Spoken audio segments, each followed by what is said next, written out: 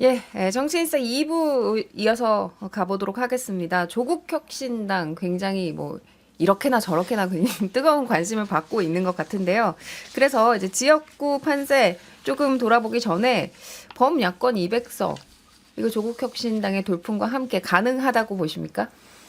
현재로서는 그러한 전망을 할 수밖에 없는 상황으로 가고 있다라고 볼 수밖에 없어요. 그러니까 수도권의 박빙 지역도 상당히 좀 열세 지역으로 돌아섰다라는 여론조사 결과가 나오고 있고, 특히 제가 중점 들여 보는 거는 부울경이에요. 거기서 상당히 국민의힘이 어려워지고 있다라는 수치가 계속 나오고 있어가지고 자칫 잘못하면 지난 2020년 총선에 버금가는 그런 선거 결과가 나올 수도 있겠다라고 전망할 수밖에 없다. 현재로선 그렇게 보여집니다. 뭐 네. 이견은 없으신지요? 이견이 없죠. 지금 현재까지는. 현재까지는. 근데 예. 전체적으로 보면 이제 부산 쪽에 한동훈 비대위원장이 처음에 시작할 때 낙동강 벨트를 쳤어요. 근데 18석의 낙동강 벨트가 느슨해지기 시작해서 지금 민주당이 뭐 그전에 2020년 한참 좋았을 때처럼 한 8석을 목표로 잡고 있습니다. 그러면 절반이거든요. 근데 부산 PK 지역에서 보수 텃밭이라고 할 수 있는데 거기서 거의 절반에 가까운 목표를 세운다는 것은 상당히 전선 자체가 국민의힘 쪽에 불리하게 작용하는 것이고 좀 벨트가 무너지고 있지 않냐는 그런 생각인데 낙동강 쪽이 무너지면 수도권에 엄청난 영향을 미칩니다. 그럼요. 그러니까 선거 자체의 판세를 보면 낙동강이 그만큼 중요하거든요.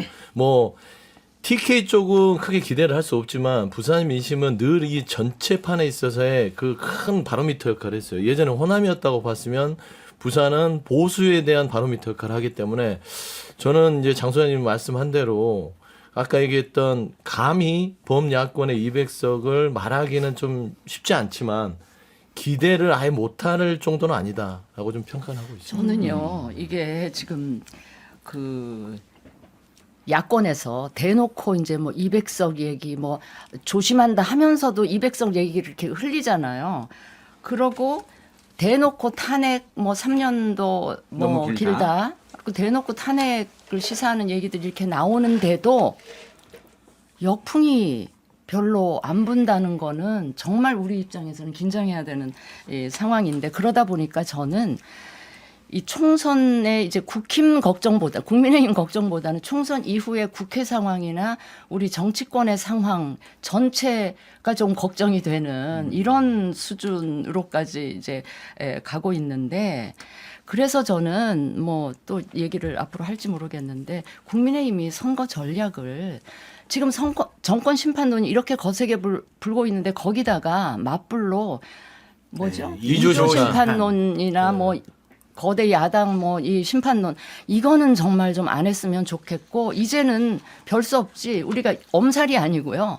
정말 읍소 전략으로 가지 않으면 안 되겠다는 생각. 그래서 심판론은 좀 접으시고 이제 반성과 사죄와 이제 민생에 어쨌든 우리가 정부를 움직일 힘은 있으니까 그 힘을 가지고 우리 딴 거 생각 안 하고 국민만 보고 민생 위주로 앞으로 일을 해나가겠다. 이거를 막 절절하게 그 얘기는 호소하고 이제 읍소를 어제 해야 될 것 방송에서 같아요. 많이 했으니까요. 아, 그래서 네. 이제 부울경 이제 좀 심상치 않다고 이제 네, 서영주 그렇습니다. 부대변인이 말씀해 주셨는데 뭐 정확하게 어떤 부분을 보면서 그렇게 이제 분석을 하신 거예요? 분위기가 그냥 그렇다는 아닐 것 아니 같거든요. 분위기는 데이터가 기본이고요. 뭐 나온 게 기본적으로 있습니까? 해운대갑 같은 걸 예, 보면 그 우리가 항상 주목했던 해운대갑은 그냥 꽂아놓으면은 국민의힘이 되는 지역이었어요. 특히나 여기 그 대통령실에서 그 애지중지하던 주진우 비서관 여기를 갔는데 판세가 여기 이제 물론 해운대 구청장을 했던 분이 민주당 후보로 나오긴 했지만 민주당 쪽으로 넘어오는 분위기가 있단 말입니다. 최근 여론조사들을 보면. 민주당의 홍순헌 후보. 그렇죠. 예. 홍순헌 후보죠. 그래서 이걸 보면은 부산의 전체적인 민심들, 그 다음에 뭐 전재수 의원이 지금 후보로 뛰고 있는 그 지역도요. 거기도 쉬운 지역구가 아니었어요. 몇천 표 차이로 이제 전재수 의원이 늘 거기를 지켜왔는데 지금 상당히 많은 부분들에 있어서 전재수 의원이 좋은 평가를 받고 있다. 그러니까 전체 흐름 자체가요. 그 해운대갑을 중심으로 해서 부산이 흔들리고 있다는 것들이 이제 수치적으로 나오고 있다는 측면에서 낙동강 벨트가 국민의힘 측에서는 점점 무너지고 있다. 이 관련한 여론조사가 KBS 부산과 국제신문이 한국리서치에 의뢰한 여론조사 지난 21일부터 24일까지 조사한 결과고요. 500명을 대상으로 전화 면접으로 실시했습니다. 홍순원 후보가 43%, 주진우 후보가 39%로 이제 나타났거든요. 뭐 이렇게 오차 범위 내에 있는 결과로도 보이긴 한데 어쨌든 수치상으로는 이렇게 나왔다는 점 말씀을 드리고요. 자세한 사항은 중앙선거 여론조사 심의위원회 홈페이지를 참고하시면 됩니다. 그러니까 43%, 39%가 이렇게 오차 범위 내에 있는 숫자라고 할지라도 여기가 해운대 갑인 그렇죠, 것을 그렇죠, 감안하면 굉장히 이제 원래는 의미 있는 결과다. 원래는 이게 주진우 후보가 40 몇 %가 되고 홍순원 후보가 선전해서 30 몇 %가 돼야 되는 지역임에도 예. 불구하고 바뀌어 버렸어요. 이런 부분들이 부산 전체 지역에 큰 효과를 보고 있다. 그러니까 주고 부산 있다. 수영 같은 경우 아직 여론조사가 나오지 않았거든요. 근데 장해찬 후보가 맞습니다. 무소속 장해찬 선언한, 후보, 예. 그다음에 국민의힘 정의원 후보가 있는데 과연 여기서 만약 이 두 분들이 표를 갈라 먹어서 민주당 후보가 어부지리로 된다라는 여론조사가 나오게 된다면 이거는 참 국민의힘으로서는 엄청난 충격일 수밖에 없을 거예요.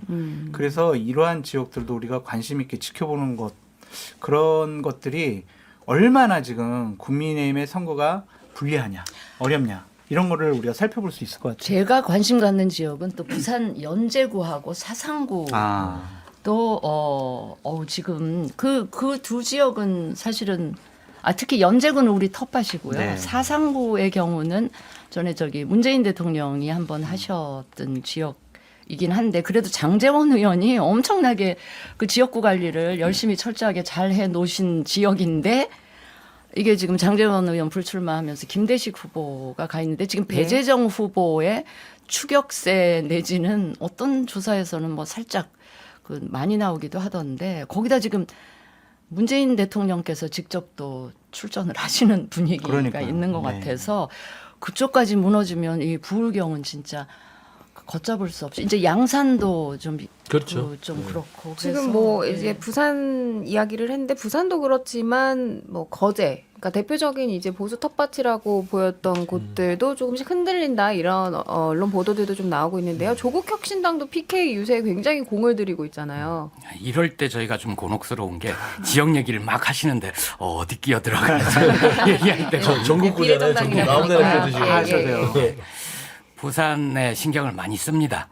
조국 대표가 첫 운동을 시작한 것도 부산이었죠. 선거운동, 공식 선거운동 전날 부산에 내려가서 첫 메시지를 내고 첫 그 기자회견, 우리는 유세를 못하니까 첫 기자회견 방식으로 시민들을 만나고 한 곳도 부산이었고요. 부산, 대구, 대전 찍고 서울로 상경하는 경부선 라인을 탔습니다. 그러면서 저희가 좀 그 선거운동의 기조, 전략이라고 할 수 있는 거는 TV에서 더 이상 보고 싶지 않은 후보들이 있다. 그런 분들이 이제 안 보일 수 있도록 그분들이 출마한 지역을 집중적으로 찾아가겠다. 이렇게 조국 대표가 얘기를 했거든요. 결과적으로 어느 당에 유리할 수는 있겠죠. 하지만 우리는 선거운동 기조도 3년은 너무 길다. 윤석열 정권 심판 이런 기조에 정확히 부합하는 그런 선거운동을 벌이고 있습니다. 그 디비졌다.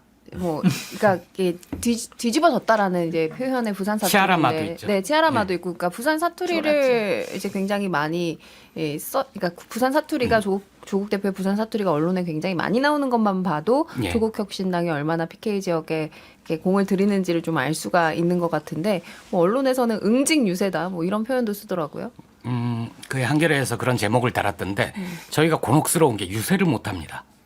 마이크를 못 잡죠. 네, 마이크를 못 잡고 운동 차량도 없고 그러니까 돌아다니면서 시민들 악수하고 만나고 기자들이 물어보면 거기에 대해서 답을 하는 방식으로 예. 저희는 메시지를 낼 수밖에 없거든요. 그런 그 미디어 또 선거의 고충이 있군요. 덕을 엄청 보는 거고 거기에 진짜 민주당이 조국혁신당이 굉장히 감사해야 될 게 그 부울경 지역에서 지역구에 엄청 도움을 많이 받고 있잖아요. 부울경이 디비지는 이유 중에 하나가 조국 대표 역할도 뭐 크지 그런 역할도 않겠어요? 있을 거라고 생각해요. 네. 근데 감사하면 해당 행위라서 안 될 것 같아요. 마음속으로. 일단은 뭐 언제입니까? 마음속으로는 네. 뭐 잘하고 있다 정도. 뭐 그래서 조국혁신당의 여러 가지의 이 태도들이 국민들한테 많은 지지를 받으면 이게 범야권 입장에서는 좋은 거예요. 좋은 현상이긴 한데 저는 이제 이거는 이제 그 논외로 말씀드리면 조국 대표가 왜 PKO하고 호남 쪽을 왔다 갔다 공을 들이는지 알겠어요. 그러니까 이 22대 총선 선거 이후에 조국 혁신당의 방향이 보여요. 그래서 더 큰 꿈을 꾸고 있지 않냐. 네. 아, 그럼 대선까지 저는 그런 조직의 어떤 것들을 하는 발걸음이다. 것이고 지역구도를 없애는 작업들이 지금 부산과 호남을 가면서 왔다 갔다 하는 그런 좀 모양새가 보이네요. 자, 근데 예, 제가 아까 네. 200석 얘기하면서 한마디 좀 꼭 저기 드리고 싶은 말씀인데 깜빡했는데 그게 뭐냐면 총선 이후를 제가 걱정을 많이 한다 그랬는데 사실요 탄핵이라는 게요 우리 탄핵 경험을 해봤지만 일단 헌정 질서가 중단되는 걸 의미하기도 하잖아요. 근데 과연 우리 국민들이 거기까지 가기를 원할까? 그러니까 지금 당장 총선만 생각하면 뭐 탄핵 뭐 이런 얘기 막 할 수 있는데 정말 그 진지하게 생각을 해보면 우리 정치 전체를 위해서 뭐 헌정 질서가 계속 유지되는 거를 위해서 과연 탄핵이까지 가는 게 바람직할까 그런 생각 때문에 제가 총선 이후가 많이 걱정된다. 근데 그런 우려를 하신다는 건 정말 범야권 200석까지 이제 진 전 소장님께서는 보고 계시는 그 정도 우려하시는 건가요? 거 아닐까요? 그 정도 그런 우려하는 우려를 거죠. 그러니까 드는 그 거예요. 이후가 걱정이 근데 된다는 제가 말씀드리지만 민주당은 탄핵 때문에 200석을 요구하는 게 아닙니다. 예를 들면은 윤석열 대통령이 이렇게 독단적으로 정부 운영을 하지 못하게끔 하려는 그 발판을 마련하려는 거예요. 최소한 저는 민주당이 얘기하는 것들 200석 이상을 확보해서 거부권 행사 마음대로 하지 말아라. 그리고 개헌 부분들도 좀 이렇게 좀 했으면 좋겠다. 이런 것이지 탄핵을 위해서 200석 한다 아닙니다. 최근에 조선일보에서 그 김대중 주필이 썼던데 이 정도 되면 대통령이 나라를 위해서라도 차라리 본인의 거취를 고민하는 여건 정도를 만들어주는 것이지 어떻게 탄핵이라는 법률적인 행위를 통해서 쫓아내면 그게 좋겠습니까? 그건 아니지요. 알겠습니다. 지금 조선일보 얘기가 나왔으니까 저도 예. 한마디 하면 조선일보는 기사 중에 조국 혁신당이 윤석열 정권 타도를 주장한다 이런 표현도 써요. 전혀 그렇지 않았고요. 아닙니까? 예. 윤석열 정권의 조기 종식이라는 표현을 썼지. 그게 그거 아닌가요? 아니 어떤 차이가 있는 건가요? 조기 종식이라는 국민의 바람을 대변하고 있는 정당이다. 이런 거지. 우리가 탄핵을 하겠다라고 얘기한 적이 단 한 번도 없습니다. 조기 종식이라는 결과를 가져올 수는 있고 탄핵이라는 건 법적 절차죠. 그리고 소장님 기억하시겠지만 박근혜 전 대통령 탄핵 때도 야당들의 힘만으로 되지 않았습니다. 야당들이 어떻게 234석을 확보하겠습니까? 그러니까 탄핵이라는 건 나중에 결과적으로 법률적으로 그렇게 마무리됐을 뿐이지 그 이전의 과정에서 박근혜 정권에 균열이 생기고 스스로 무너져 내린 거죠. 그럼 이제 조국혁신당에서 이야기하는 조기 종식이라고 하는 건 탄핵으로 가는 그 과정까지의 어떤 역할을 말씀하신다 이렇게 이해를 하고 제가 넘어가겠습니다. 그러니까 저희는 탄핵이란 표현을 쓴 적이 없다니까요. 그러니까 3년은 너무 예. 길다가 길다가 탄핵에 가까운 언어기는 해요. 뭐 이제 여러 가지로. 근데 이제 민주당 입장이나 전체적인 정권 심판이 탄핵을 이야기하는 건 아니다라는 말을 다시 말씀드리고 알겠습니다. 국민들이 네. 이거예요. 대통령님 정신 좀 차리세요. 이거를 지금 표로 얘기하는 거를 야권에서는 이런 여러 가지 구호로 얘기하는 것이다. 그렇게 이해하는 게 좋을 것 같습니다. 알겠습니다. 뭐 이런 분위기 사실 뭐 저희가 부울경 이야기로 시작을 했습니다만 정말 대표적인 텃밭인 국민의힘의 텃밭인 강남에서도 이런 분위기가 감지가 되고 있는데요. 장동혁 국민의힘 사무총장이 총 170개 정도 선거구에 대한 자체 여론조사를 이야기하면서 한 말이 있어요. 경합이나 우세였던 지역이 열세로 돌아선 곳이 있다라고 했는데 이게 그러니까 강남에서도 이런 지역구가 있다는 거예요.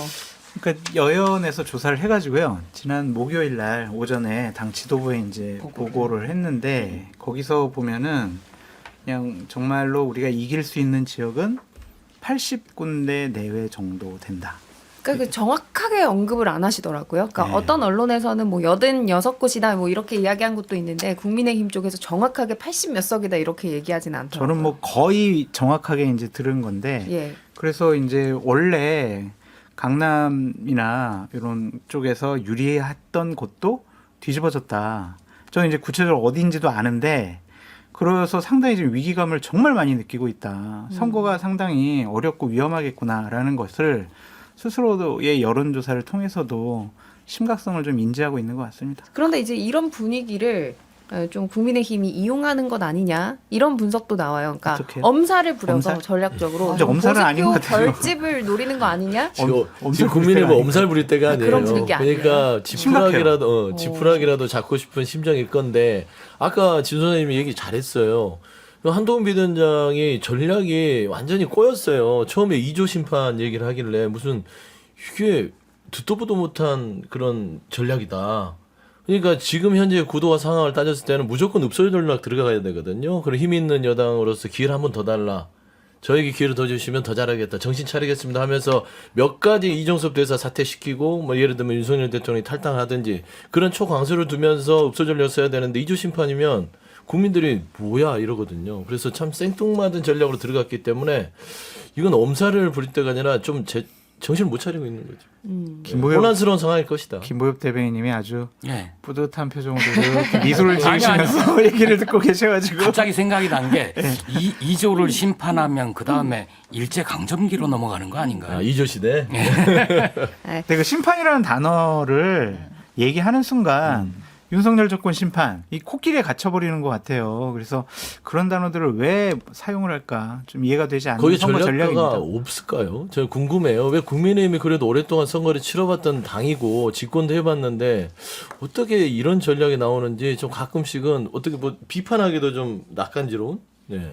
아니 지금 그게 선대위의 한계라고 볼 수 있죠. 국민의힘에 지금 한동훈 원탑 그 선대위원장님부터가 선거 경험이 전무하신 분인데다가 그분이 이제 전국 돌아다니니까 앉아서 뭐 전략 그 고민하고 이러실 상황은 아닌데 거기 지금 그 선대위의 실무 백업 그러니까 그 서포트하는 그룹들이 있을 거 아니에요. 그렇죠. 상황실. 상황실. 거기에 이제 그 뭐죠 공동 선대위원장에 한 분은 여유 있는 분이 계시죠 윤재옥. 나머지 수도권에 출마하시는 분들은 자기 코가 석자로 메어 있기 때문에 안 되고 그러니 지금 영남의 지역구를 가지신 분들이 소복이 선대위 그 실무 지원을 하고 있으니 저는 제가 현역으로 있을 때부터 굉장히 의아했던 게 뭐냐면 같은 당인데 수도권 의원들의 이 그 생각과, 사고나 예. 이 문제를 보는 이 기준이나 해법 이런 거랑 영남권 의원들이랑 이게 같은 당이야 뭐 이렇게 생각할 정도로 굉장히 다르거든요. 그런데 이제 이 영남 쪽에 계신 분들이 지금 할 수 없이 사람이 없으니까 이 그 선대위에 이렇게 포진하면서 실무 뒷받침을 하고 있으니 이제 뭐 약간 2조 심판론이라든가 수도권의 현수막을 그렇죠. 뭐 종북, 종북으로 범죄자 정부 걸자 하다가 그런 네. 그런 이제 그 참 우픈 해프닝이 나올 아니 지금 수밖에 없는 선대위 거죠. 얘기